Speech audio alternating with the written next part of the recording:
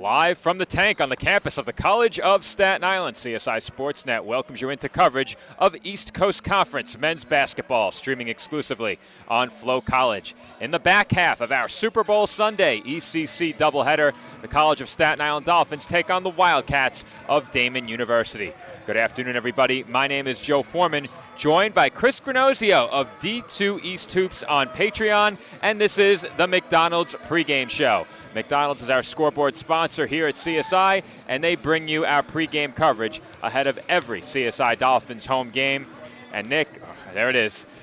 Chris. Didn't take long, did it? It took about 30 seconds. Chris, the resolve of this Dolphins team has really been tested in a big way the last 3 games. 2 wins and 1 loss. Last time we were on the air here on Sportsnet, the Dolphins came from 15 points down to knock off Queens. They then lost to Malloy on the road in overtime before narrowly escaping with a 1-point win against the Uville here at the Tank on Friday night. Ahead of a matchup with the nationally ranked Wildcats, we'll take a look at what the conference standings are looking like coming in. That's always a huge factor and a big talking point as we enter the late portion of the schedule. Let's break down the ECC standings. Yeah, right now Daemen is obviously ahead of the pack. They have not lost a regular season game outside of Gannon, another nationally ranked team, in the last 2 years. They haven't lost a conference game going back 2 seasons. They are the cream of the crop. They are the best team. They are so good defensively. They know what they do offensively. They're very meticulous. They are deep. They're very strong. And with Ben Bill coming back, they are even more formidable, the defending MVP of the league. For CSI, I see them as the second most talented team in this league, even though they're a game behind St. Thomas Aquinas. I think this is a team that has NCAA tournament pedigree here. I think they're going to make it to this year's tournament. They could even afford to lose a game like today and still get in. It's probably going to come down to their game against St. Thomas Aquinas. Should the chalk roll go according? The games go according to chalk? You should see CSI and Stack playing in that probably semifinal game up at Daemen in the league tournament. Well, I'm certainly looking forward to a chance to potentially attend the semifinal. I was there last year. I already have a trip booked for this year, so I'm putting my faith in both the men and the women, one or the other, to make it to that stage in the East Coast Conference postseason. But this is the second meeting of the season between these two teams, and last time they came together, it was all Wildcats in Amherst. Specifically, the first half was a massive issue for the Dolphins as the Wildcats outscored them 48-30. When I spoke to Coach TJ Tibbs at halftime of that game, he simply said that he needed to be better. I'd expect his team to be better than they were in the last meeting, especially here on their home floor. In your estimation, what does better look like tonight? Well, better means sharing the basketball, taking care of the basketball. It's precious. You can't turn it over. Turnovers were a problem in that first matchup. Daemen is so good at picking teams apart. They'll just they run a two-guard offense. They run it efficiently, and if you're late in covering their actions, they're going to exploit you. So for CSI, they've got to defend well, take care of the basketball, rebound well, and hope that Daemen has a bit of an off night, and they have a chance to win this game. CSI, believe me, they're a team that Daemen is not taking for granted. This is a game that they're concerned about. I've talked to their coach, Mike McDonald, and he says that this one's going to be a severe test for his team. The Dolphins are not the only team in this matchup. That may look a bit different tonight as well. The Wildcats were without Benjamin Bill in the first meeting with the Dolphins, but several players stepped up in his absence during that game. Who are some of the players to watch on this Wildcats roster, and how does the presence of Bill change this team? Yeah, well, Bill is obviously a 6'10 beast. I mean, he's a force of nature. He has a great ability to score down low, but also off of others' misses. He could just, without bringing the ball down, he can just grab it and put it up and in before any guard can try to take it away from him. He's just very strong around the rim. And the two other guys that obviously are the most important players for this team are Justin Hemphill, who's another forward, but he plays like a point guard. He distributes the ball beautifully. He's a great assist man, but he also can grab rebounds, score from inside and out. And then Zach Filipkuski, who right now, to my mind, is Aaron Goldstein's strongest challenger is for Player of the Year in the league this year. Philip Kuski can do it all. He's a 6'4", 6'5" wing player who can defend, he can rebound, he passes beautifully, he can score inside, he can score outside, he's great off the bounce. This is a guy that, to me, is a Division I player playing in Division II. And he was great in that first meeting. 28 points on 10 of 13, 3 of 5 from downtown. Justin Glover also had 20 on 6 of 13 and 3 of 7 from beyond the arc. So with about 3 minutes to go before the introduction of starting lineups, we'll step aside and take a quick 30-second break. When we come back, we look back to Friday night as the Dolphins took on Deauville as part of our Buffalo Wild Wings Game Rewind.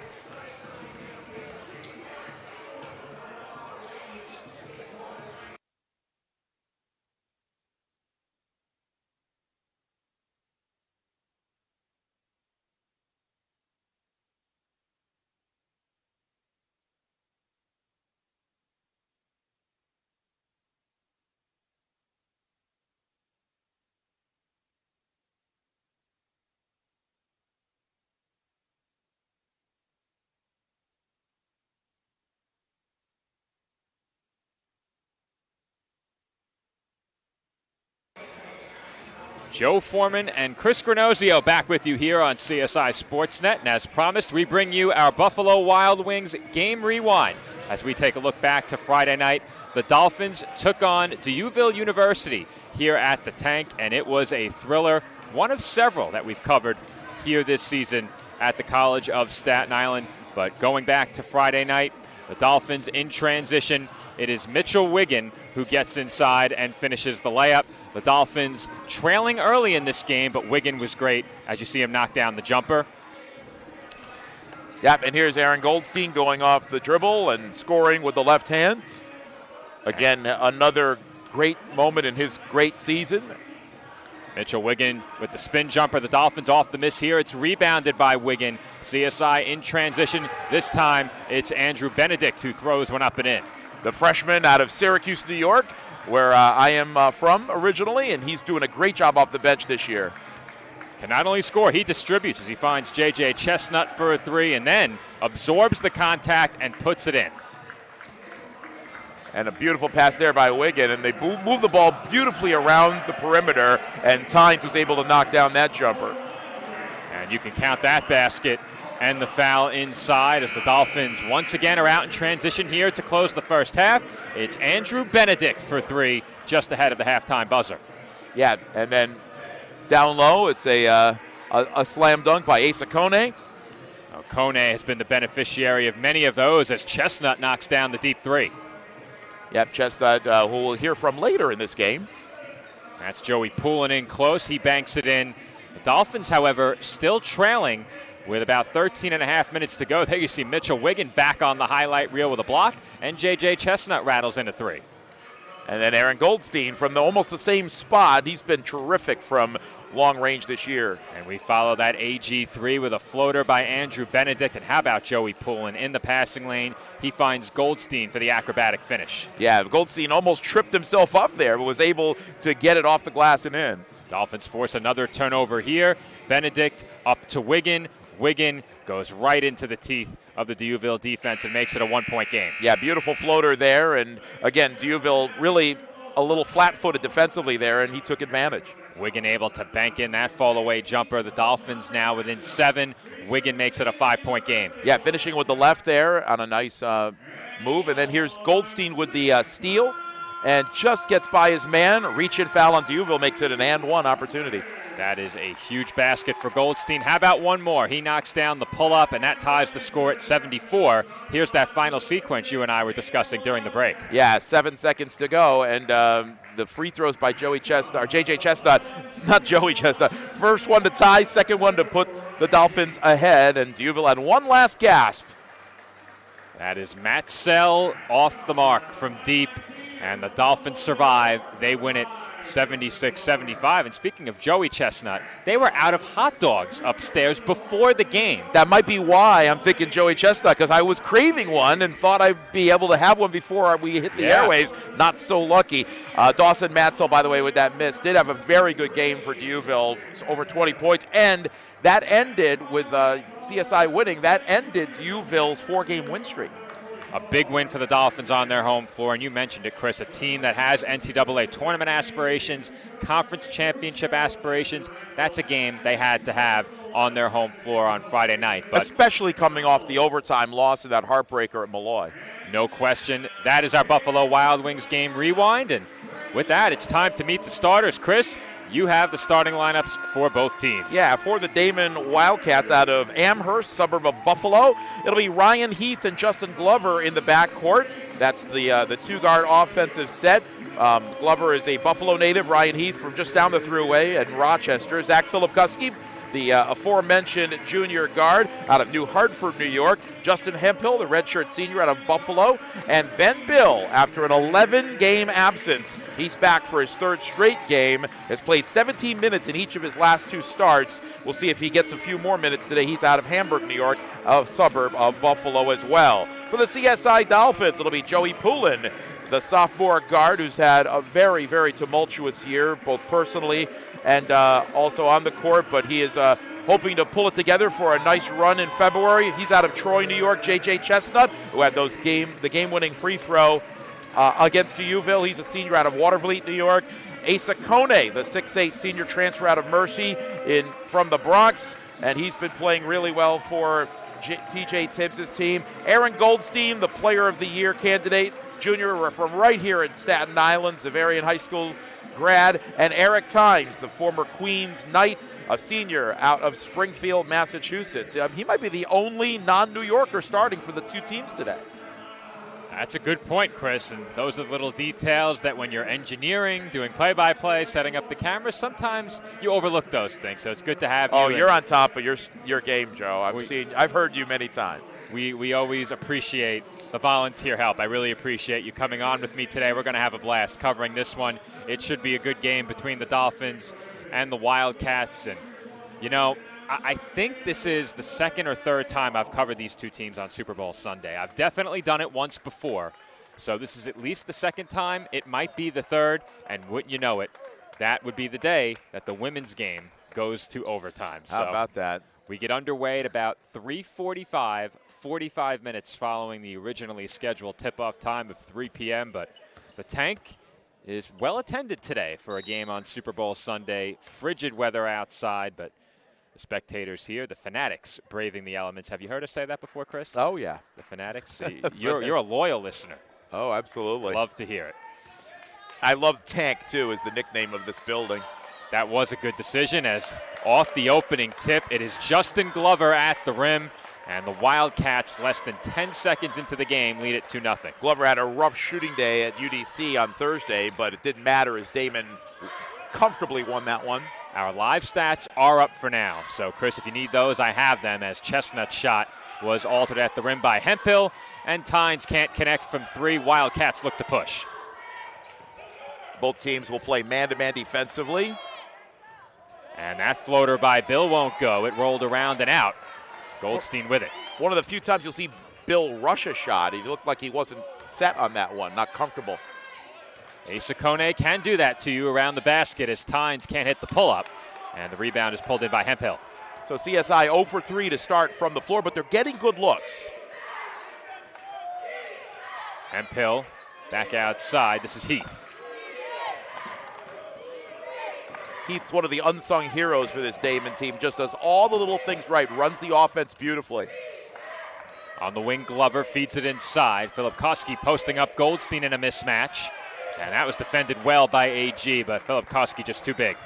Too big, but also very skilled. He was able to hit that off-balance shot off glass, and a tremendous player, Filipkuski. Goldstein off the hop step is tied up. Searching for room, finds some, and comes up just short. Yeah, Goldstein, I think, probably wanted that one back. He was freer than he thought in the lane and could have put it up a little easier. And that lob gets through everybody, last touched by Bill underneath. Both teams kind of feeling each other out. They know this is a big game, marquee-wise. It probably isn't going to affect either team as far as their NCAA aspirations. Daemen is practically a lock for number 1 and regional host. And CSI in a position now where it's probably going to come down to just that one game in the semifinals. And we have an ET3. Yep, that breaks the seal for the Dolphins as Tynes knocks down the jumper. He's been very solid from three-point range this year. No hesitation on this one as Tynes buries the triple over the outstretched arm of Philip Koski.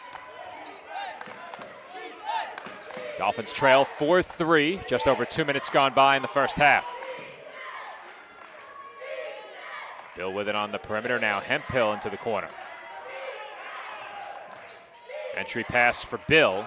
Kone all over him, and that was tipped over the sideline, last touched by the Dolphins. Yeah, near steal that time, and I look here with 7 seconds to go. They're going to try to find something for Bill or Hemphill. Bill sets the screen. Hemphill runs out of time. Yeah, that's just not good awareness of the shot clock. Hemphill was open, and he can take that straight on three, and decided to put it on the floor, and at that point, the shot clock buzzer sounded. Dolphins have it back, trailing by 1. Chestnut with Heath all over him. He's directing traffic, trying to create some space for himself. He feeds Kone with a precision pass, but Asa couldn't bring it in. It was a really good lead, but Kone got flustered. And Hemphill is fouled as he took it into the lane. He will head to the line for 2 shots. Good recognition by Hemphill, too. As soon as the contact came, he just flung it up toward the basket, assuring that he would get 2 free throws here. Hemphill moving a bit gingerly after that contact.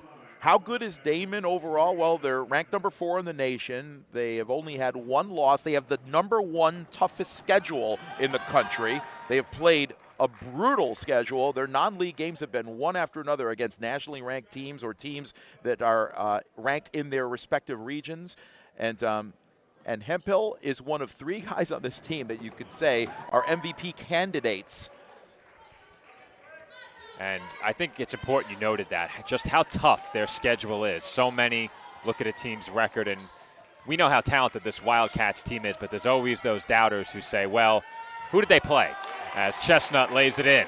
Nice running bank shot by Chestnut, moving to his right, shooting to his left, and connecting to bring CSI to within 1. I don't know if there's a more fearless attacking player that I've covered on this Dolphins team than J.J. Chestnut. He is so aggressive going to the basket. They can send shots back on him, and it will not deter him. Glover in and out from 3, and Kone has the rebound. It was great inside-out ball action that time by the Wildcats, but the shot just barely missed.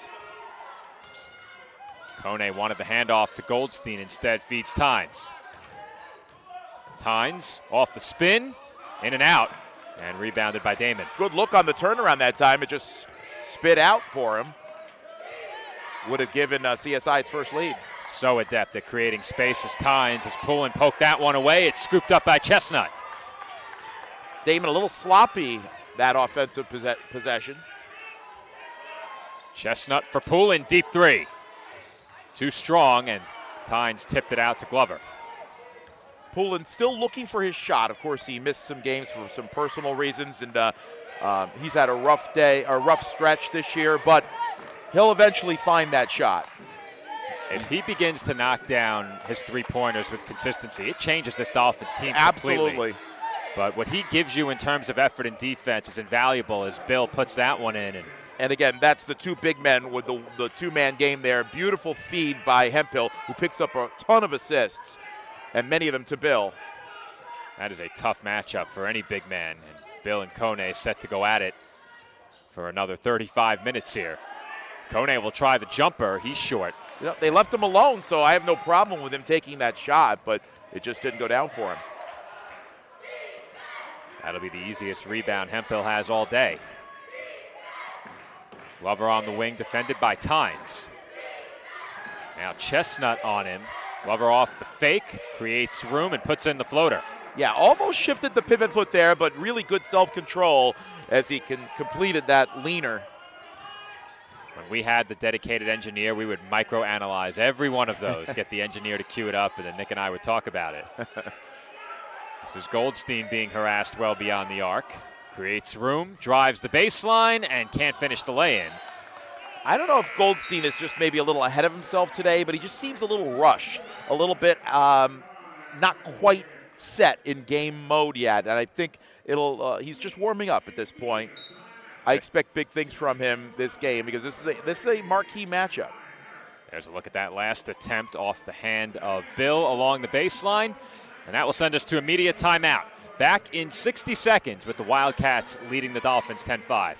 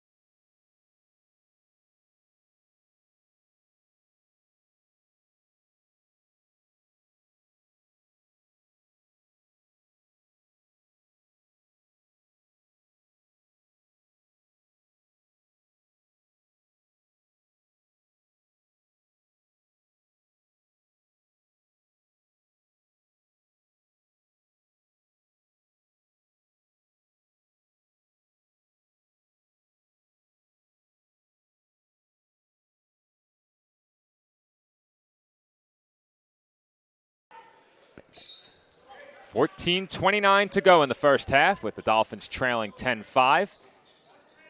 Joe Foreman on the call alongside Chris Granozio, not Nick, as I said during the pregame. A couple of substitutions for CSI as Mitchell Wiggin and Andrew Benedict check in.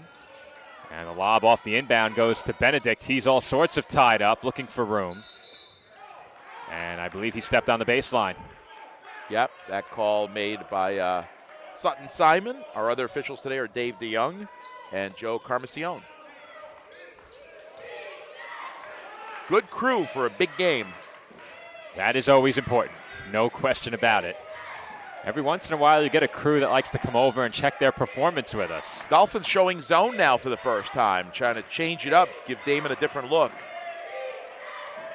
And immediately, Filipkowski tries the three, can't hit, and Kone has the rebound. Yeah, used his length very well right there to pull that one out of the sky.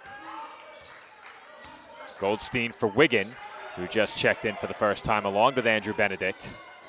And Wiggin is blocked inside by Filipkowski and then commits the foul immediately after. Filipkowski, again, can't sing his praises enough. Whatever it takes, he'll do in a game, whether it's an outside shot, an inside shot, a pass, a block, a deflection. He's just, he sees the game with such amazing clarity. With the ball briefly there was Phil Ungwo, who also checked in following the media timeout. That pass goes to the cutting Harris, count the basket and one. Nakai Harris right off the bench for Mike McDonald's team, paying dividends right away, and his hang time in the air to absorb the contact and then had the shot to go down was a thing of beauty from Daemen's standpoint. It's now a 6-0 spurt for the Wildcats. And we talk about guys like Harris and Ungwo providing such depth for this team. And with Ben Bill out of the lineup for those 11 games, Phil Ungwo got some really valuable minutes. I mean, he was in the rotation last year, but now is getting starters minutes, and it's going to help this team down the stretch. He was certainly a factor against the Dolphins as well, as Wiggin can't get the lefty lay-in. Hemphill with the rebound, but he had 12 points in 25 minutes on 5 of 7 with 4 rebounds against the Dolphins last month. Hemphill sets the screen for Glover, and his three-pointer's off the mark. Long rebound to Kone. Aaron Goldstein needs to get unlocked here. Well, that might help, as he's fouled on a deep two-pointer. Yep, and going to the line, just even if it's free throws, just to see the ball go through the hoop is so important for shooters.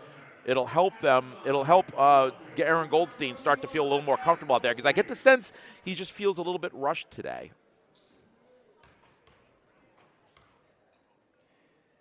And his first free throw is a bit strong, but I say it all the time. When a team or even an individual player is struggling shooting the ball or off to a slow start, a very quick remedy for that is get to the line, chip away from a deficit if there is one. In this case, the Dolphins trail by 8, but as you said, Chris, seeing the ball go in definitely makes a difference. And Goldstein goes 1 for 2 from the stripe. Got his first point of the game. A volume shooter and an excellent one, but also is an excellent facilitator. He gets a lot of assists. He's a true point guard, a scoring point guard. So far, no player in this game for either team with more than 4 points. Tynes leads the Dolphins with 3. That came on a three-pointer. Jaden Harrison into the game for Daemen as well. We mentioned Ungwo checked in earlier following the media timeout. That's a tough shot by Hemphill. Maintained the pivot and put in the hook. Yeah, he spun around and was very effective with the baby hook. Wiggin can't hit the fadeaway, and there's a good rebound by Glover. Right now it's all shooting for CSI. They're just not connecting on shots, and Daemen is. That's the kind of rebounding you love to see from your guards as well, crashing in off a miss like that. It also helps you with the outlet passes in transition. You get your guards with the ball in their hands, able to get it up the floor as that shot was blocked. Was it, or did it just fall off of Ungwo's hands? I wasn't sure. Well, to be fair, Chris, I do have to take that in through the officials, so it's very possible it slipped off his fingertips. Benedict, splash. That's a big one, especially off the bench for Benedict. He's a guy that can give you instant offense and provide a spark for the Dolphins. We have our first AB3 of the afternoon, and the Dolphins are back to within 6. Benedict, a product of Cicero North Syracuse High School, an excellent program. TJ Tibbs has a knack for recruiting these do-it-all guards, scrappy players who can knock down shots from the outside, but they give you rebounding, they give you defense. As that shot is a bit too strong from the corner by Harrison. Here comes Goldstein, and that's a good defensive play to tip that on the attempted feed to Kone. Hemphill absorbs contact, can't convert, and the rebound was pulled in by Ungwo. Pull-up jumper, Harris is good, and the Wildcats lead by 8. Yeah, you just saw a soft spot there. Second chance opportunity, golden for Daemen, and the lead, which was down to 6, cut now up to 8. Wiggin left open. A bit strong from beyond the arc. And the long rebound goes to Benedict. Here comes Wiggin. And he is fouled. And again, the Dolphins just not quite getting the shots to fall, but they're hustling, and that was a great second opportunity for them, as they'll have a chance after this immediate timeout to cut into the lead a little bit at the foul line. Here's a look at that last sequence as we head to break. Our score with 10:39 to go in the first half. The Wildcats 17 and the Dolphins 9.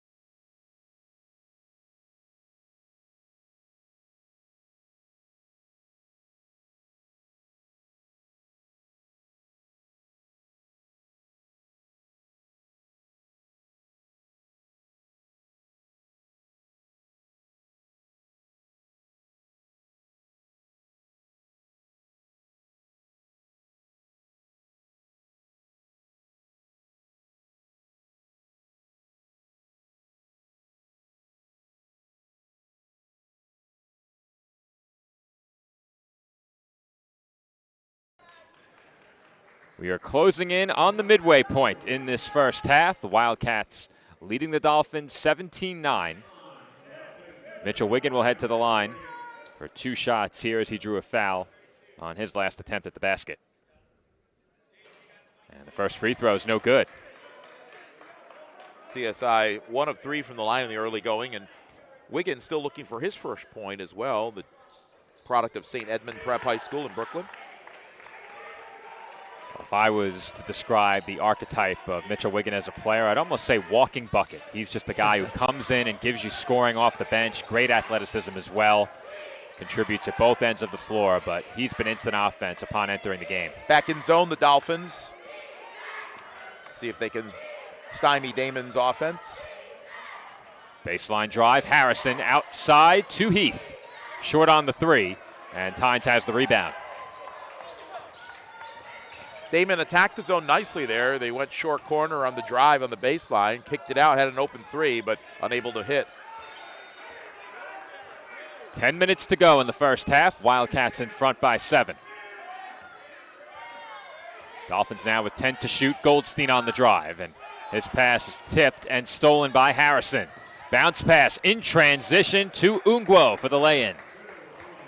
So CSI not shooting well, and when they turn it over like that, it really exacerbates things because those pick sixes are very tough to recover from. Fitting description for a game on Super Bowl Sunday as Goldstein was fouled again. Yeah, late closeout by Jaden Harrison that time and clipped him on the hand, and that's going to be 3 free throws again for Aaron Goldstein. Well, actually, the last one was a deep two, yeah. But again, it shows the respect that other teams have for Aaron Goldstein because he can be an assassin from outside. So I actually put it in my pregame notes as an addendum and then forgot to get to it. But Aaron Goldstein entered this game 12 points away from the CSI single-season scoring record. Who holds that record? Do you have it? You know, that is a great question. I can find out in about 30 seconds. And I'm sure it was a Division III era player. I will definitely be taking a look at that for you, and we'll have that information shortly. As Goldstein goes 3 for 3 from the line. 4 points for him, all from the stripe. And it brings CSI back within 2 possessions here. Well, and they're going to pick up full court. I always say, Chris, nobody likes a liar. I have no cellular service here, so I won't have that information in 30 seconds. Might need a few minutes as the lay-in won't go for Heath. And once again, Tynes has the rebound. Excellent weak side box out by Tynes to grab that board. Goldstein, splash. And just as we said, Goldstein can light it up. He can get hot in a hurry. And those free throws gave him well, he always has the green light to shoot, but I think he felt a little more comfortable popping that triple. Well, he was in rhythm, Chris. Across half court, high screen, steps into that shot and buries it. Now we'll see what Daemen can do here to try to attack the zone. Wildcats taking their time. They're left with 5 to shoot. Philip Koski has Goldstein on him again. He looks to drive and can't finish, but the tip-in is good by Bill. And that's what he does so well. He cleans up messes. Other teams or other players, his teammates miss, and he's right there and just almost effortlessly able to tip them in or bank them off the window. Goldstein harassed well beyond the arc. Now Benedict on the drive, gets the floater to go. So Benedict, instant offense off the bench. He's got a couple of field goals already without a miss. And also had that great offensive rebound that he tracked down. Benedict can make unorthodox shots look so easy. 3-point game, just under 8 minutes to play here in the first half. Dolphins sticking with the zone until Daemen proves that it can beat it. 5 to shoot again. It's poked loose from Philip Koski. He just gets it off and puts it in. Yeah, it was awkward but effective for Zach Filipkowski, who comes up with a big-time bucket to beat the shot clock. Well, it doesn't have to look good if it beats that 30-second shot clock. Goldstein gets going downhill. Tynes up top, Wiggin for 3. In and out. Tynes tips it, Poulin there. Now Goldstein. Off the mark, and Poulin's got it. Dolphins all over the offensive glass now. Goldstein had his pass tipped, and it will stay Dolphins basketball. I wasn't sure if he was trying to pass there or trying an up and under move on a reverse layup attempt, but either way, I think Bill got a piece of it, knocked it out of bounds, and we got an immediate timeout. But how about the offensive rebounding by the Dolphins? They're not shooting at a high percentage right now, but they're hustling out there. They certainly are, and they've done a lot of good things so far in this first half. That being said, they still trail by 5 as we head to immediate timeout. 7:10 to go, first half, 23-18 our score.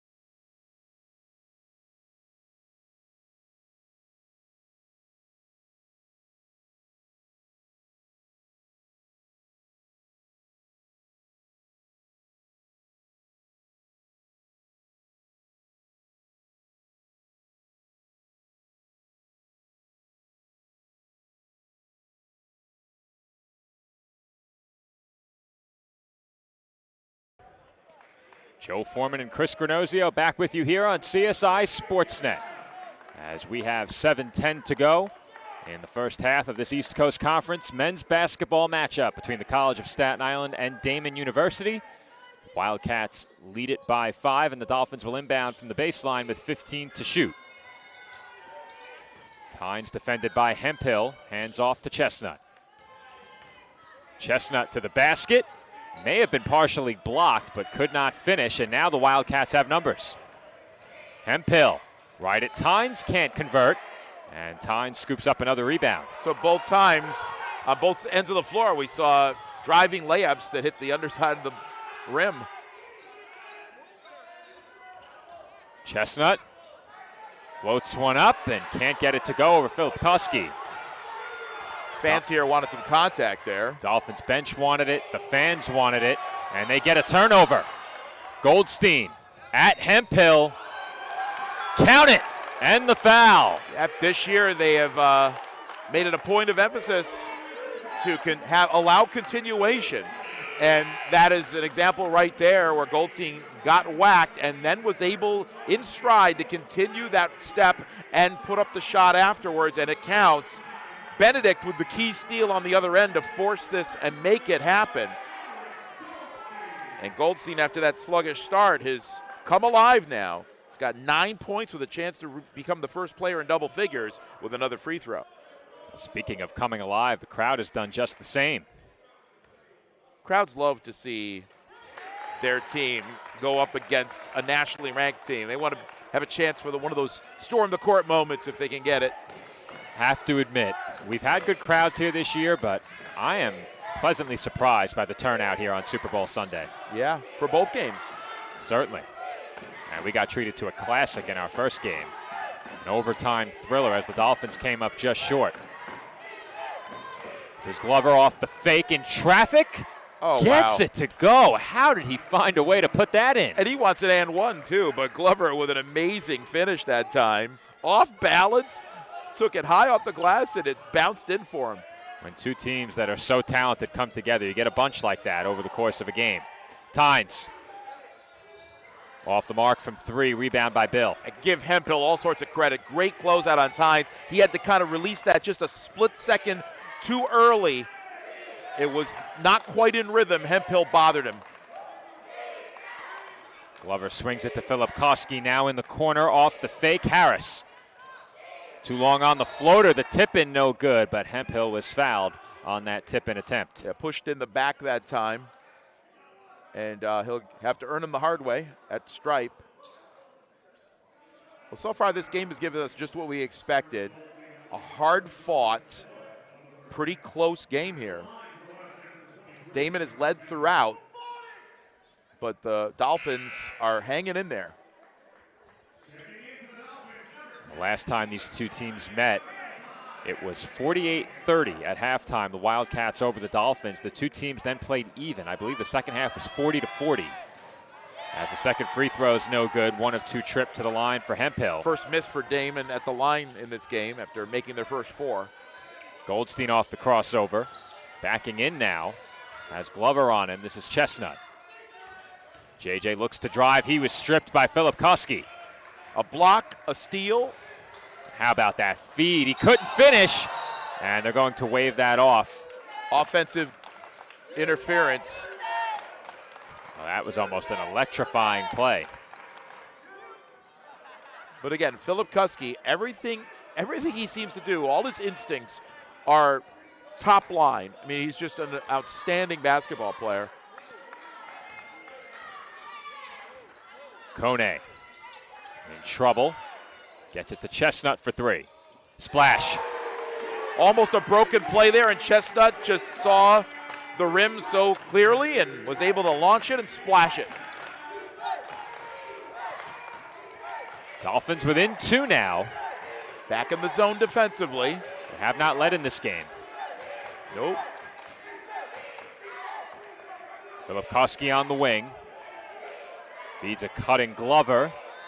Right back to Glover. Good ball movement here by the Wildcats. Results in a Harris 3. Harris answers the 3 the other side by Chestnut. And again, Daemen really a great job of dissecting the zone there. They found a couple of gaps and then wound up kicking it back out for an open 3, and they connected. Great patience and ball movement on that last possession. This is Wiggin on the pull-up. Off back iron and rebounded by Philip Koski. He kicks out to Hemphill, receives it back, and finds the cutting Bill too strong. A rare miss from that place for Bill. How about the passing we've seen from these two teams in this game? Goldstein with a nice feed there, and Wiggin couldn't pull it in as we head to immediate timeout. 3:37 to go in the first half. Our score, Daemen 29 and Staten Island 24.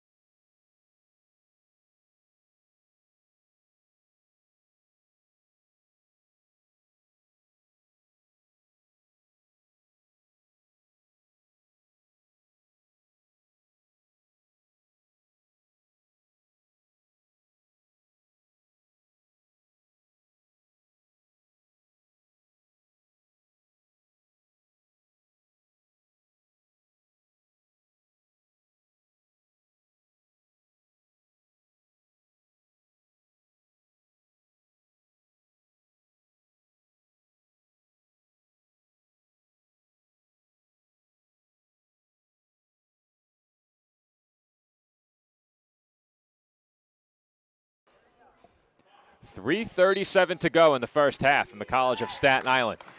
Wildcats lead the Dolphins 29-24. Daemen brings it up. Chestnut defending Glover. Dolphins back in man here. They've gone back and forth between man and zone throughout this game.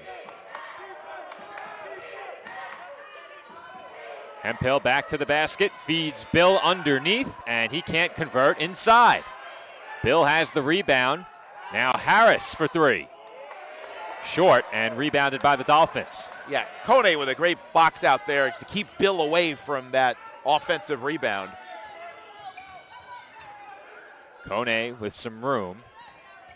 Bill blitzing the top of the arc there when Goldstein had the ball.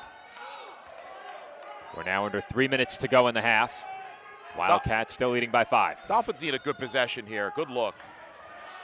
And that'll do it. It doesn't get much better than that. Mitchell Wiggin drives the baseline and throws it down with 2 hands. That's the best look you can possibly get. Highest percentage shot in the game. Mitchell Wiggin brings this crowd to life. Wildcats by 3. I bet TJ Tibbs drew that up in the last media timeout as well. And a foul is called on the perimeter. And the Dolphins bench did not like it. Neither team approaching the bonus right now. That's the 5th on the Dolphins, 4 on Daemen. Who was it on? I didn't hear who it was called on. They have not attributed the foul to a player yet. But once TJ they Tibbs do, is talking vehemently, pleading his case with Dave DeYoung, the official, on the baseline. I will let you know when they attribute that foul. It was on J.J. Chestnut, his 2nd. Okay. And that sends him to the bench. Yeah. Hemphill, defended by Tynes, backing in. Goldstein helps. And Hemphill uses the baseline to free himself up for the lay-in. Yeah, uses the rim as well to protect him on that reverse layup. Official time here is I think there might be blood on Mitchell Wiggins' hand.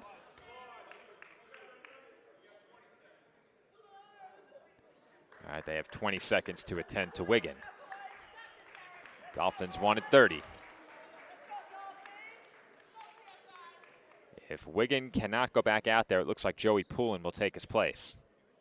Yeah, it looks like he's going to need some extra care from the athletic trainer, so Poulin will check in. 2:01 to go in the half. The Wildcats still leading by 5. They've led this entire half between 1 and 9 points. There's been almost no fluctuation other than that. Daemen shooting nearly 45%. The Dolphins just 31. Goldstein bounce pass to the corner for Poulin. He brings it back outside and feeds Benedict. Now Goldstein, 7 to shoot. Kone with the screen. Goldstein fakes, fires, and that did hit the rim off glass, and Benedict has another offensive board, and he is swatted by Philip Koski. His 2nd rejection of the first half. He really does it all as he gets the bounce on that circus shot inside. He has 3 hoops in this game, and 2 of them were very awkward looking, but he was able to muscle it up and will it in. Daemen by 7, just over a minute to play in the half.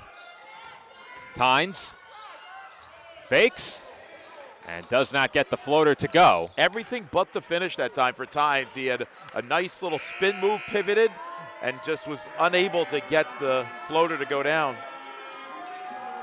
Well, something I'll ask Coach Tibbs about when he comes over for halftime.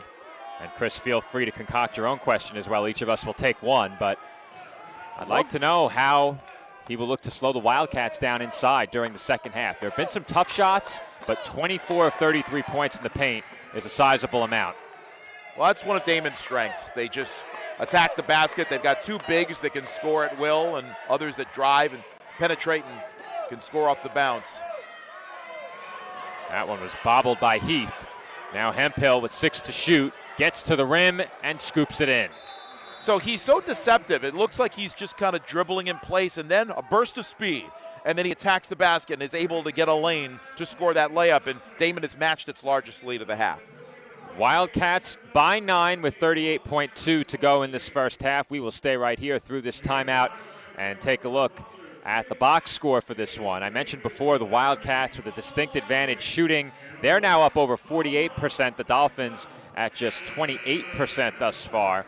On the glass, the Wildcats with a slight edge. In terms of turnovers, the Wildcats with a slight edge. But, Chris, when you look across the box score, it's relatively an even game minus the shooting right now. And sometimes it just comes down to shooting, right? Basketball, We can look at all the analytics that we want, and even the tempo and points per possession or whatever you want to do. But sometimes 48% to 28% tells the story. And if you're a glass half full guy and a CSI fan, you're down 20% in the shooting category, but you're only down 9.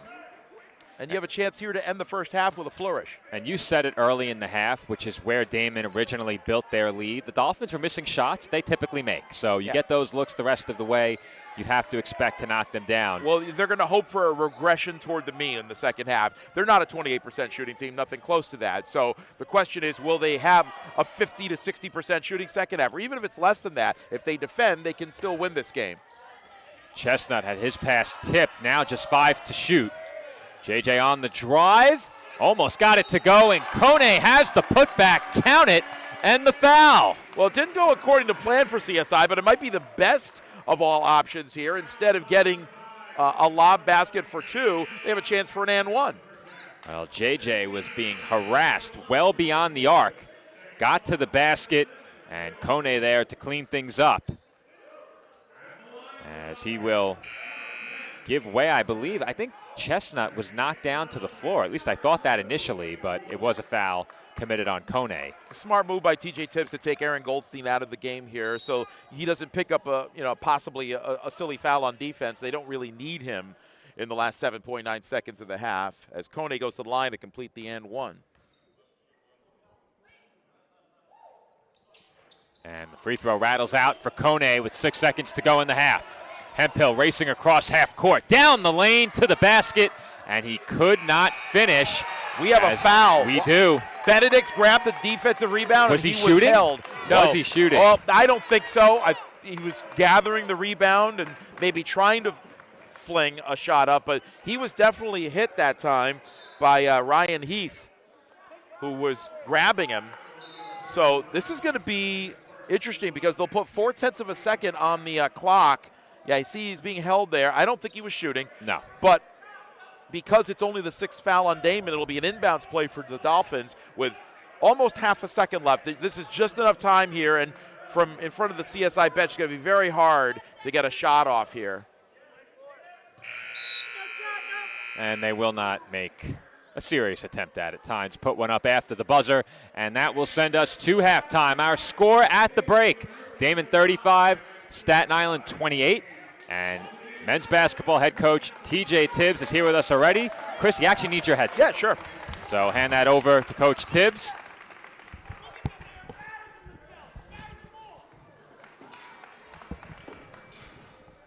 Coach, thanks for taking the time to come over in the first half for the Wildcats. 26 points in the paint. How do you slow them down on the inside? If I had that answer, they wouldn't be number 4 in the country, right? Then everybody else would have that answer. So they're a really good team. They have terrific interior players. And when teams are really good in the interior, the big guys get so much credit, and they have all-American caliber big guys. But at the same time, it's the threat of the perimeter. So with Daemen, it is a paradox. There is no one way to beat them. They have to be off their game a little bit respectfully. They're a very good team. They're very well coached. You're going to give up something. And right now we're getting killed on the boards. We're mixing in defenses a little bit, so we're going to miss out on some box-out opportunities. But Ben Bill, I don't care what percentage he's in. He's the best big man in the league. I mean, the best big man in the country. And all the other guys, Ungwo, Hemphill, obviously, they're doing a really good job. So we're doing a decent job. I thought we gave up with some bunnies. It's a physical game. But that's what type of game it's going to be when you play them. So I don't have an answer of how we stop them there, but hopefully we can slow them down. And how did you feel about the looks you got at the offensive end? 29% shooting, but it seemed like there were a lot of looks you had that the team typically converts. Yeah, I mean, you're going to get a lot of contested looks. They're going to sell out on contesting. They're going to play physical on the perimeter. They're one of the best defensive teams in the country year in and year out, so nothing is going to be easy. But it starts on the defensive end of trying to get stops and trying to get out. And I think we're getting out, but I don't think we're playing our brand of basketball in transition right now. So I do like a bunch of the shots that we have. We got a couple. Mitchell Wiggins got on the dunk. I've been asking him to do that all year. But we still have to be a little bit more efficient in how we get our looks and how we go about our offensive attack. All right, Coach, thanks for the time. Best of luck in the second half. Thanks for having me, Chris. Good to have you. That is men's basketball head coach TJ Tibbs, kind enough to join us for the TLC Physical Therapy halftime report. And with that, we will throw it to our halftime break with the Dolphins trailing by 7. Our score at the break, Daemen 35 and Staten Island 28. The second half from the College of Staten Island coming up following the halftime intermission.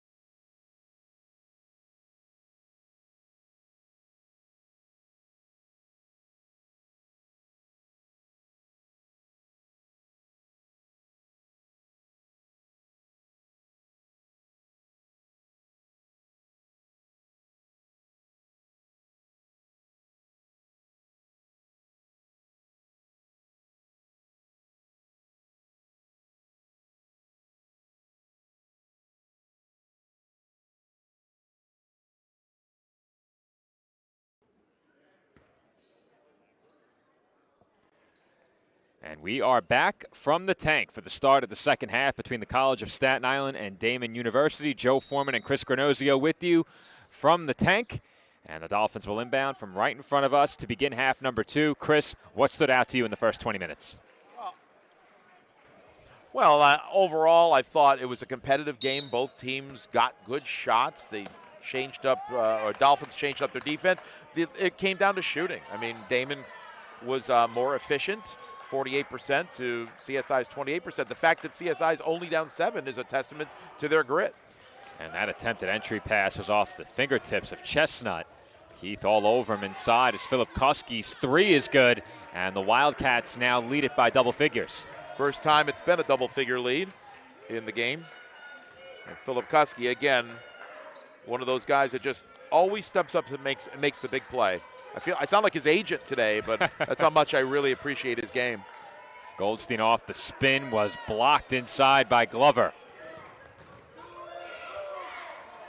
Philip Koski from the corner knocks down another. Whatever you need, Zach will provide. 41-28, not the start that TJ Tibbs was hoping for with his club. A turnover on the first possession, and then 2 quick threes for Daemen. Chestnut's pull-up will not go, and Philip Koski has the rebound, but Poulin was able to poke it away from him and could not keep it in bounds. At least it broke up the momentum for Daemen. What CSI needs to do, as TJ Tibbs alluded at halftime, is to take something away. You're not going to take everything away from them because they have too many weapons. But take something away and maybe hope you can get hot offensively. And here's something that'll help Ben Bill being called for an illegal screen. Well, fortunately for these two teams, no players in any serious foul trouble. You have Wiggin and Chestnut on the side of CSI with a couple. And for Bill, that is his first. So no real foul trouble to speak of yet. And I think it's best that it stays that way, watching 2 East Coast Conference powerhouses go head-to-head. This is Chestnut. He was blocked, and I think Heath is the one who got a piece of it on the way up. Poulin tipped that entry pass to Bill, and he sends it back outside to Philip Koski. Philip Koski bounce pass to Bill, and that's great patience on the lay-in. That's what he does. I mean, he's so calm and cool, and great ball control, great hands. Dolphins now trail by 15. Yeah, 8-0 run to start the second half. Tynes over to Chestnut. Kone right back to Chestnut for 3, and that's way off. But that was the first good look that CSI has had this second half. Everything else has been read well and deflected. That 3 a bit too strong by Glover, and Chestnut finds Poulin. When you look at this game, we mentioned the shooting was a big differentiator between these two teams. I think a lot of it comes down to what has happened when the two teams have looked to work in the paint. As Kone's hook shot is off, the Dolphins have been blocked many times. The Wildcats have found ways to score, albeit not always pretty. They've managed to score inside. The Dolphins have it. Yep. And Ben Bill, again, his presence forced that short shot by Kone on the other end. And Bill throws one up through contact, and he will head to the line for 2 shots. But points in the paint now favoring the Wildcats 28-10. Yeah, and again, it's as TJ Tibbs said, they're so good inside.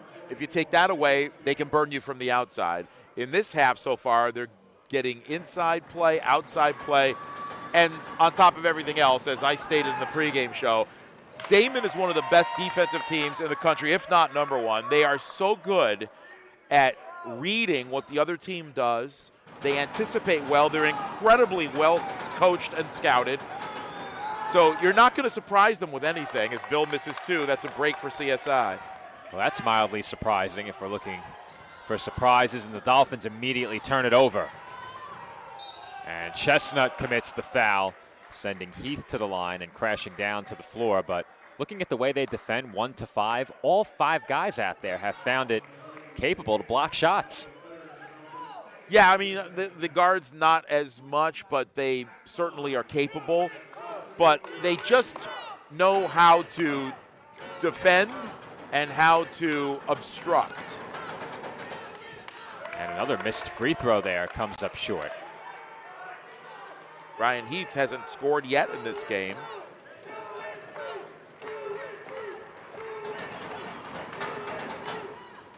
And he hits the second. So now he's in the scorebook. A 9-0 run to start the second half for Daemen. CSI needs to find some kind of offensive answer here.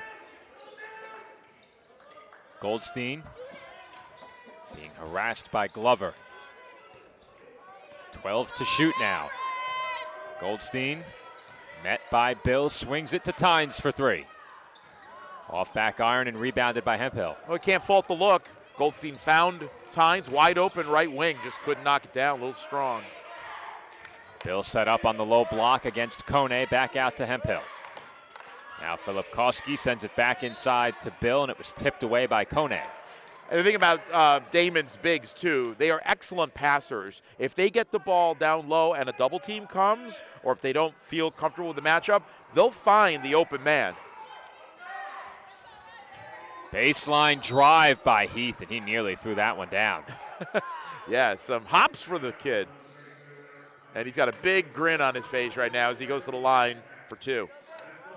That's one of my favorites. Clyde Frazier would say, grinning and winning. Grinning and winning. Styling and profiling, dishing and swishing. We could go on all day, and I say this to Nick, and I'll say it again. Our audience probably tired of hearing it, but I always say there's never a bad time for a rhyme. That's true. I'm with you on that one. Even getting our camera out of the bleachers does not stop the tremors caused by our fanatics. Second free throw, no good. Dolphins get moving in transition, and Poulin was fouled. Yeah, on the bounce pass to Kone. And Wiggin is in for Poulin.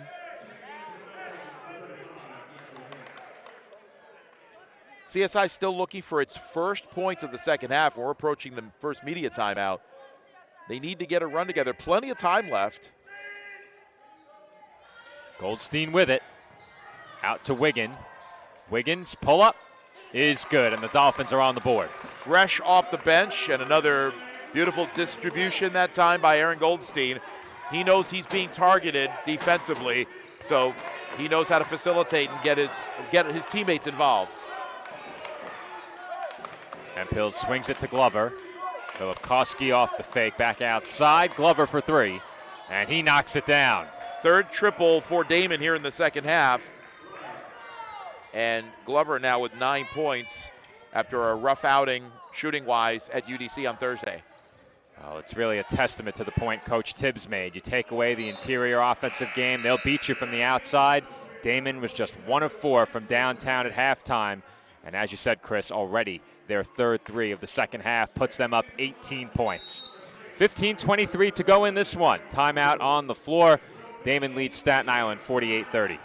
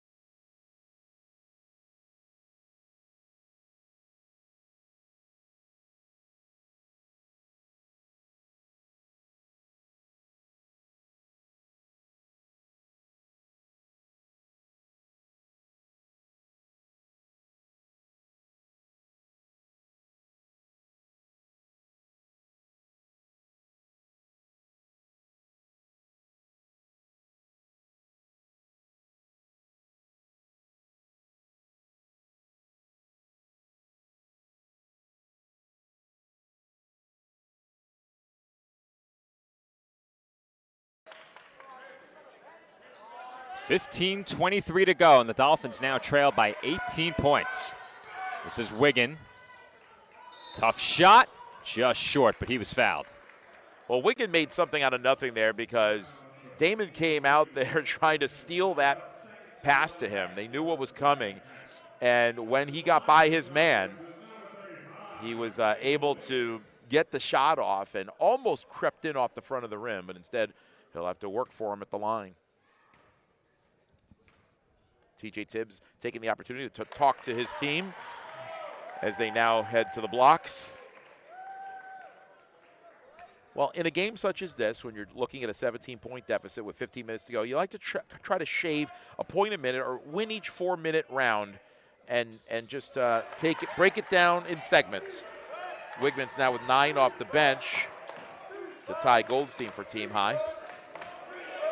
Wildcats by 16, and the Dolphins are applying a bit of pressure up the floor. Yeah, they did this in the first half, too, just to slow Daemen down at the end of that period. And now they're back in zone defensively. 3-2. Filipkowski feeds it inside to Ungwo. Ungwo tied up, kicks out. Glover on the drive at Kone, can't finish with the left, but Ungwo has it and draws the foul. So when Glover drove, he had Hemphill waiting on the left blocks. All he had to do was thread a little pass, or just drop a little pass off to him, and it would have been a layup or dunk for Hemphill. Instead, he decided to take it himself, missed the shot, but Ungwo bailed him out with an offensive board. You see there, Hemphill just waiting for the pass. Can't fault Glover. He's very capable of making that shot, but I'll tell you, Daemen is really leaving the door open for Staten Island by missing all these free throws. They've missed 5 of 7.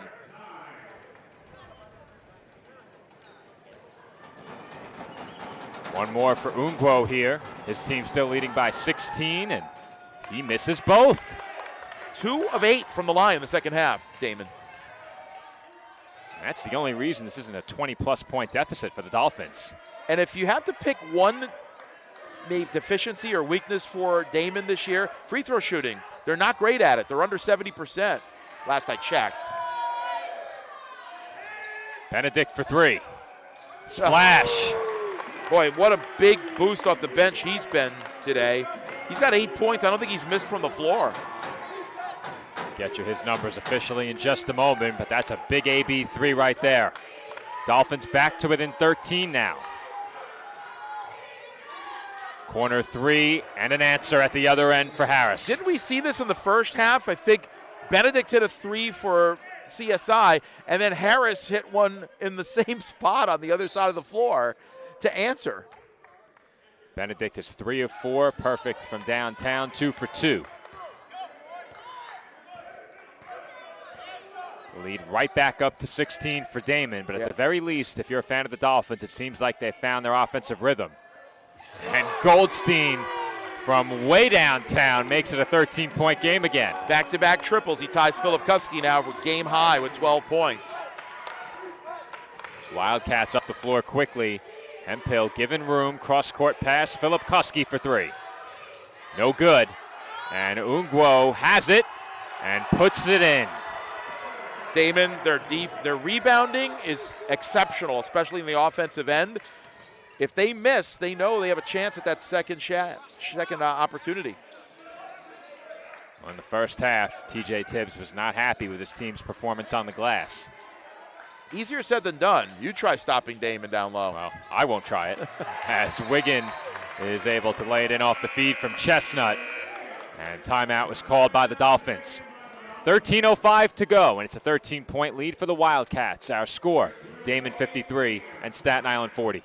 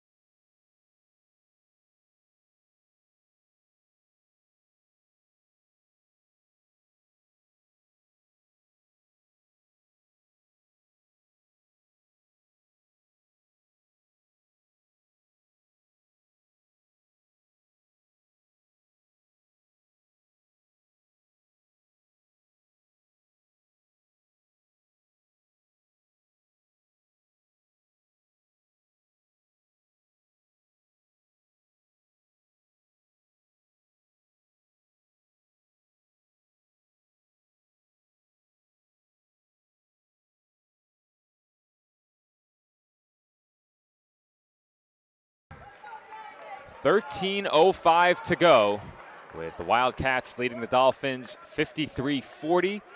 And as recently as a minute or two ago, it looked like Daemen might run away with this game. The Dolphins, however, have begun to find their stroke offensively, getting into rhythm, and now have a double-digit deficit to overcome in the second half. Dolphins creating some pressure, if nothing else, to slow down the Wildcats and give them a shorter clock to work with in the half court and back in zone defensively. 2-3. Hemphill at Wiggin. Puts it in. Wow, that's great work by Hemphill. Great footwork, nice release on the almost jump hook amidst the zone. He found enough space with which to work. If there's one gap in this Dolphins rotation, it's a backup big man. They don't really have that big body to match up with the bruisers on the other side. But at least we're seeing the CSI offense percolating now in the second half. They've had several strong possessions after that initial 9-0 burst by Daemen to start the period. They've gotten going these last few minutes. Now need to string together some stops, and that's easier said than done. And Daemen, of course, very methodical with its offense. The two guards, and then they slip into all sorts of action after that. Glover left open, and he makes the Dolphins pay. Yep, Glover, very capable shooter. And they paid Hemphill a bit of attention up top, and he quickly got it over to Glover for the open three. 4 players in double figures for Daemen now. No one with more than 12. That's balance. And count that basket and the foul. J.J. Chestnut right to the basket. Sandwiched down low and able to absorb the contact and complete the basket. It's a chance to bring CSI back within 13 again after the media timeout. When we come back, it is a free throw on deck for J.J. Chestnut as he converts through the contact. That basket counts. And one free throw for J.J. on the other side of this media timeout with 11:40 to go.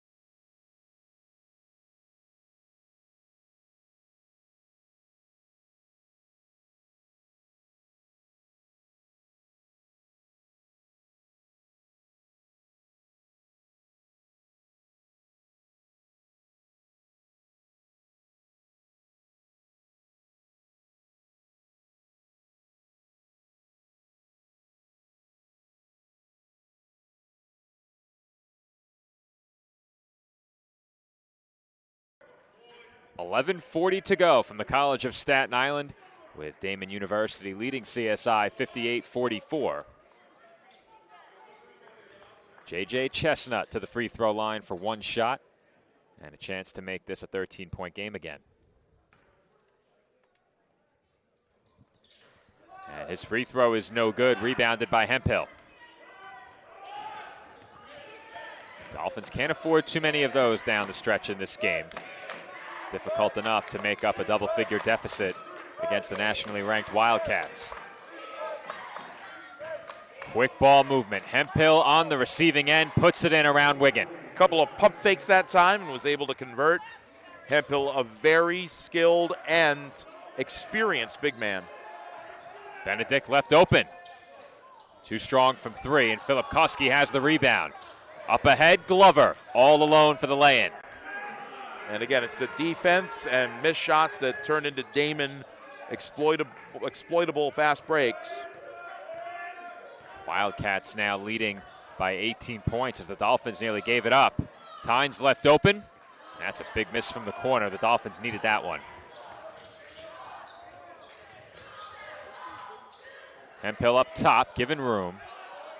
Now Glover looking for an entry pass, swings it to Hemphill. Philip Koski steps back, And can't hit off glass. Here comes Chestnut up the floor, right at Ungwo. And JJ goes high off the window, but can't hit. Just missed that one. That is impressive touch nonetheless with the left hand. Wide open at the other end was Harris, and Dolphins are fortunate he did not bury that shot. Also, Hemphill picked up a foul after the rebound. And with Daemen up 18 right now, you're probably not going to see Ben Bill the rest of this game. He's been starting each half in recent games and playing just a few minutes, 17 minutes in each of his first 2 starts since the injury. And right now, unless the score gets close, you're probably not going to see him the rest of the way. The Dolphins right now have 5 guards on the floor. Chestnut, Goldstein, Woods, Benedict, and Poulin. And Chestnut is able to finish with the left hand. How about that in the midst of the bigger front line for the Wildcats? Chestnut's been impressive in the second half. The Dolphins needed a spark. He's provided. But right now, they can't come up with any stops.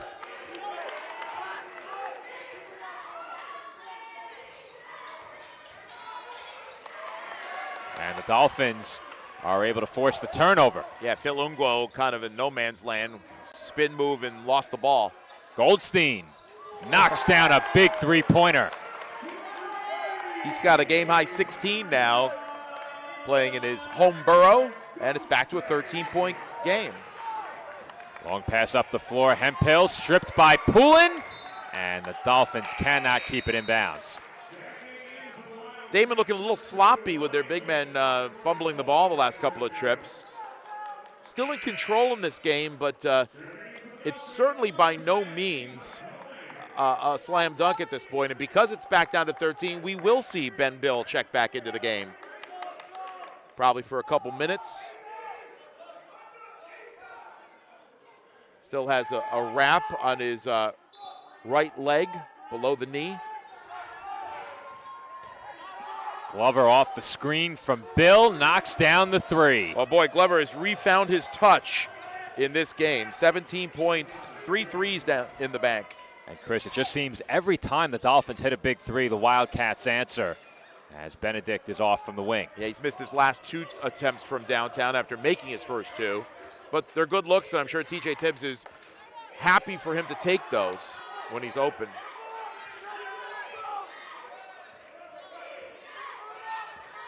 Glover looking.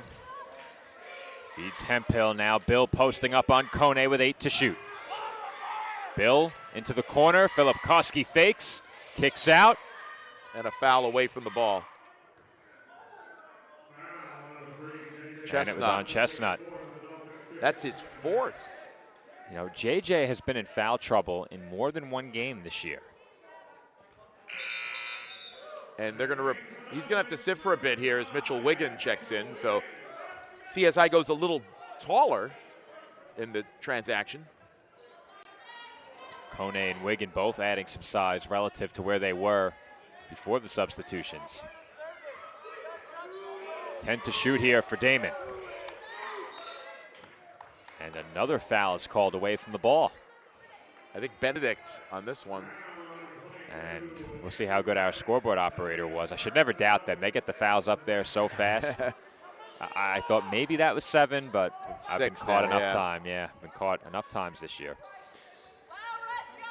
Philip Koski attacks and puts in the finger roll. Yeah, nice move. It looked like initially he may have taken a half step, but good enough move that time.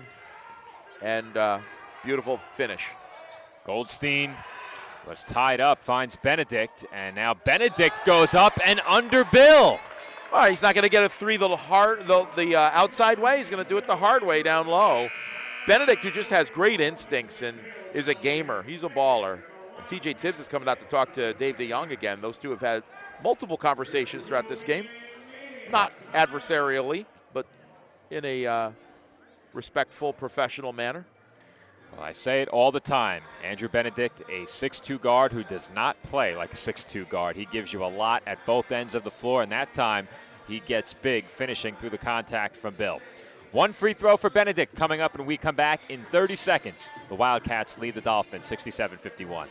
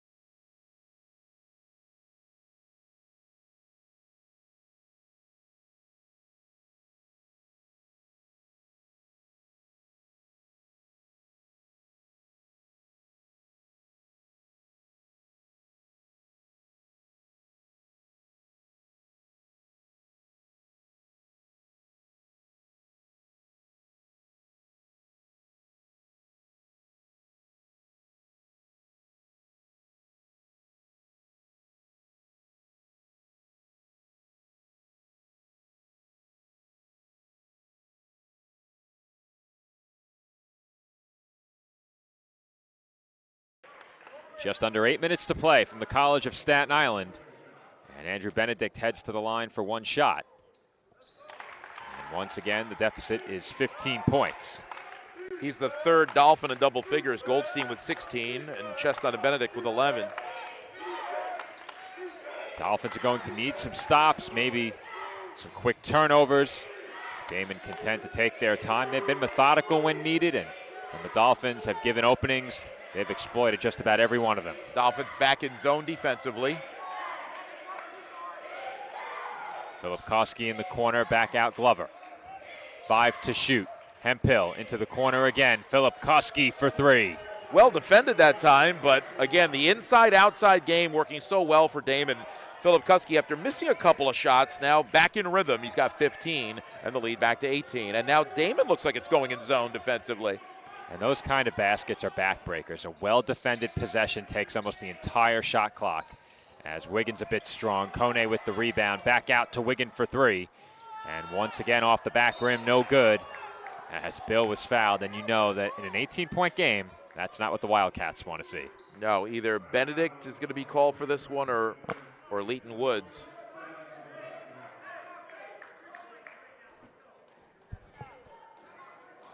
Either way, it's the 1-and-1 for Daemen. They have not exactly looked good at the foul line in this game, and Ben Bill, 0 for 2 from the stripe, will be there for the 1-and-1.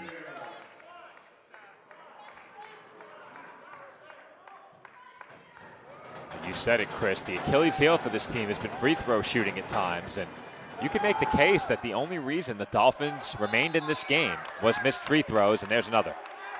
Yeah, I have them 2 of their last 9 from the line, unless I'm missing something here. Well, I can give you the breakdown by half.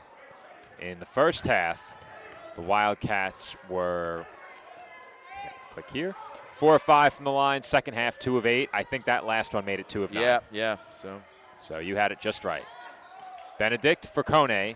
Now Wiggin puts the body into Bill and can't get the bank shot, but Benedict is there for the offensive board and put back. Benedict has had a very strong second half. And again, it doesn't always mean scoring. It's all the little things, like that offensive rebound, which led to points. He's been all over the offensive glass this year. We'll get you that tally in a minute.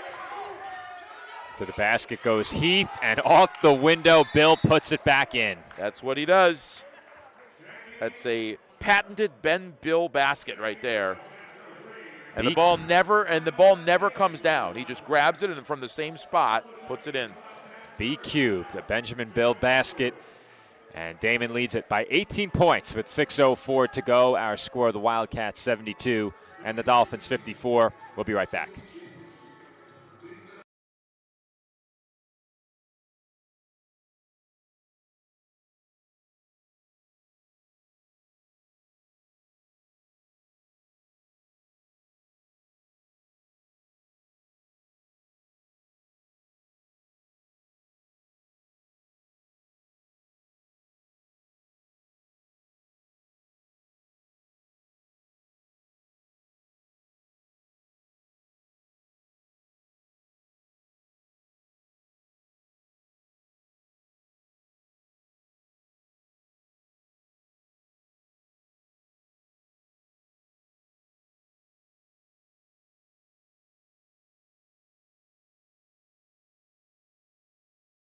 And we are back from the tank with 6 minutes to go. Goldstein will bring it up with the Dolphins trailing by 18, and it's effectively now or never for CSI. Benedict off the pass fake is stripped by Heath. And the quick hands of these Daemen guards have made a huge difference in this game. Their defense is top line. And Ungwo from in close had a tough angle under the basket, but the Wildcats secure it on the offensive glass. Mike McDonald is claiming that might have been interfered with up there above the rim. Hemphill wanted to feed Ungwo, and Wiggin threw it off of Hemphill. Heads up play for Wiggin. You know, Coach Tibbs loves that effort late in the game where the deficit is 18 points, but you know this Dolphins team going to play until the final buzzer. We talked about it during one of the breaks, as that's going to be offensive interference, or I should say a goaltend by interfering with the backboard. The entire frame began shaking there. Funny, I broadcast the Lemoyne Wagner game here in Staten Island last week, and the same call was made in that one. Yeah, that Must frame be a was Staten swaying. Island thing.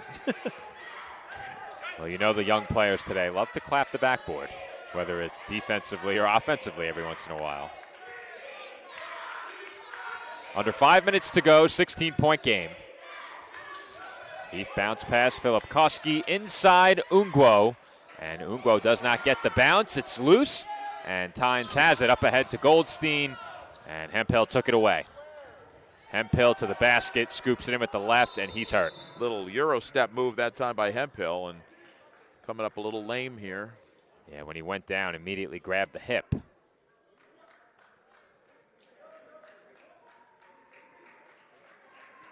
That made basket, put the Wildcats ahead by 18. Hemphill will sit the rest of this game with his team up 18 and 4:39 to play. Doesn't look like anything serious.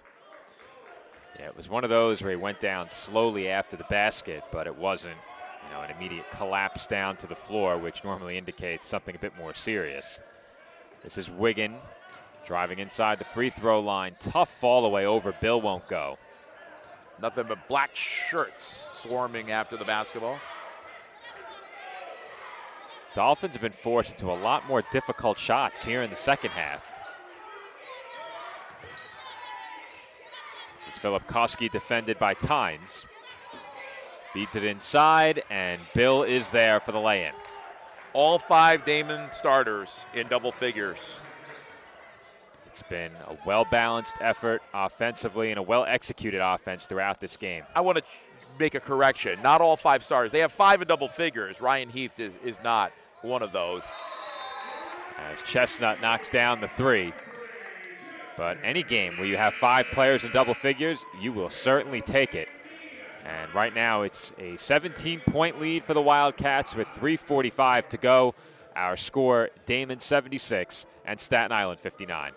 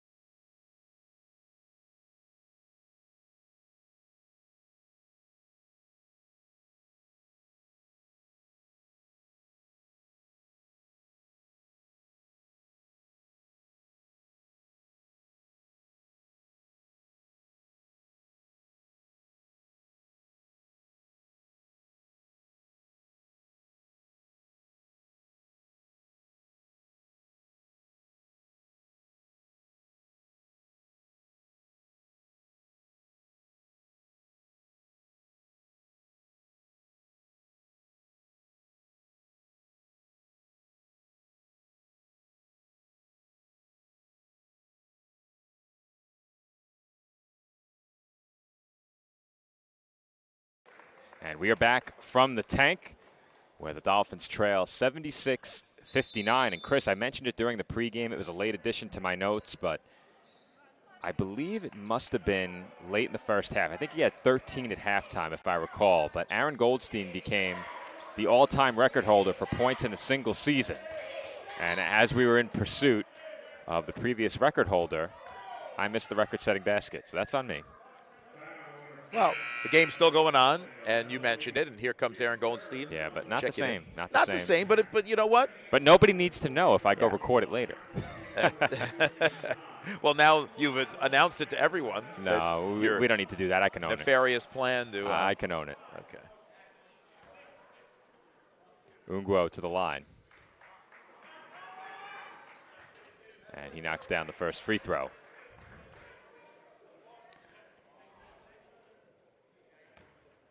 What we will do is pull up the record books and get the all-time single-season scoring list. And finally, someone makes 2 in a row for Daemen at the stripe in the second half.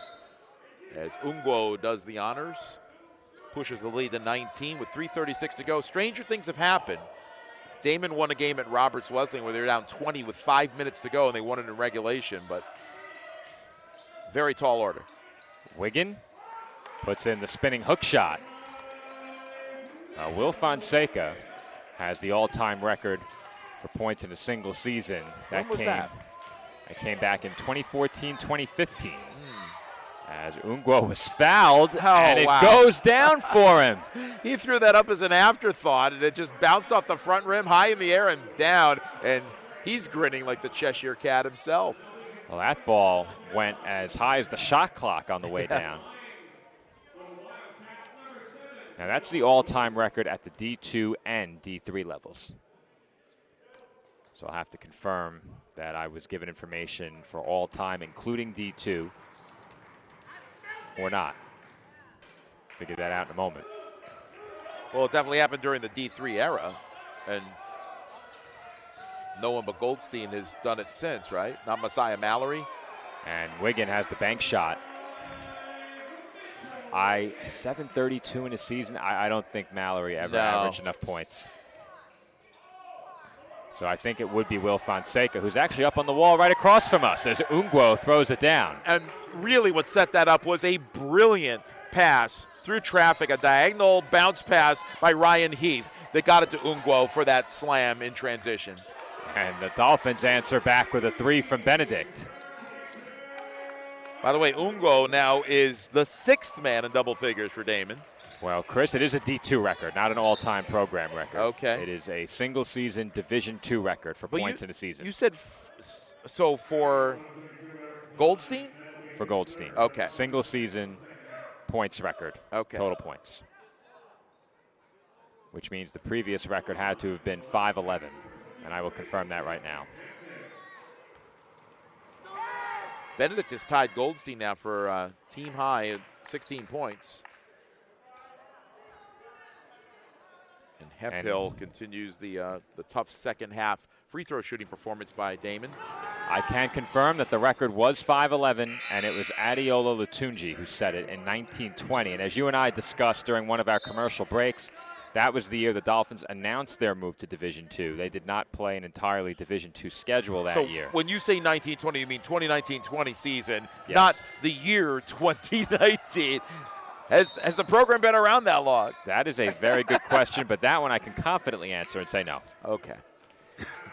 But in 2019-2020, Adeola Lutungi scored 511 points in 25 games, averaging 20.4 points per game.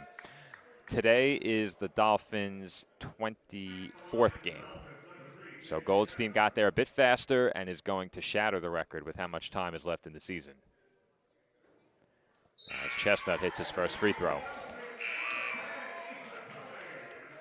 So CSI is going to run out of time as they're making a nice effort here in the second half to stay with Daemen, but unfortunately for them, it's going to wind up on a Super Bowl Sunday loss.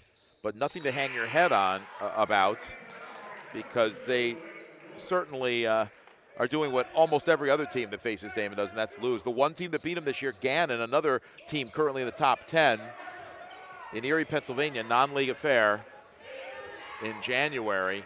And in that game, Daemen had 27 turnovers against the team that forces the most turnovers in the country, Gannon, and that was their problem. They couldn't hang on to the ball.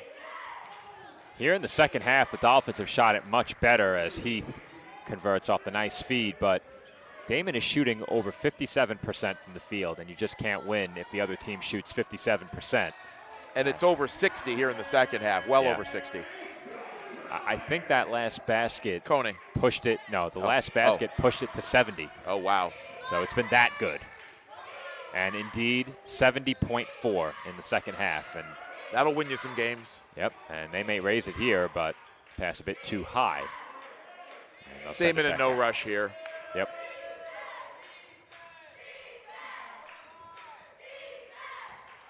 Five to shoot now. And knock that percentage up another tick. Harris having a very fine game. Most of it is damage done in the first half. Goldstein bounce past Wiggin, and he lays it in.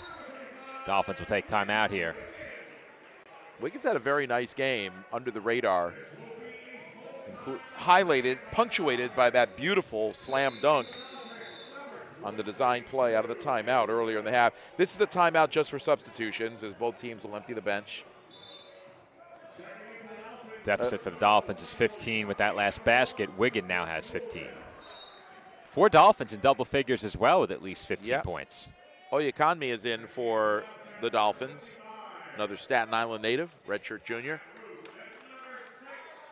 So Pat Rouse is into the game for Daemen. And on an interesting fact here, in the game at UDC on Thursday, Pat Rouse came in to be on the blocks while a free throw was being taken. A technical foul was called, and he went back to the bench. So he was in the game but never got credit for playing.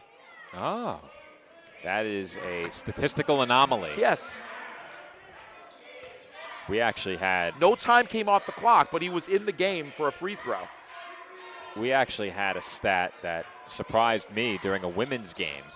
Kyra Rose of the Dolphins was leading the team in points, shooting percentage as that lay-in goes down for Benjamin Guy.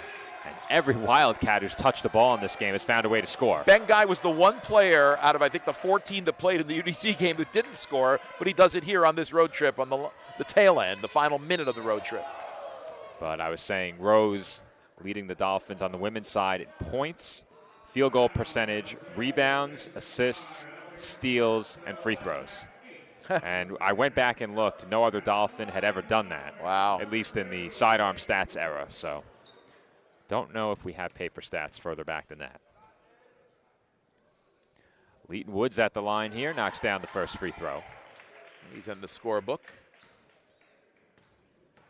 Daemen will just dribble out after this possession. And that should do it.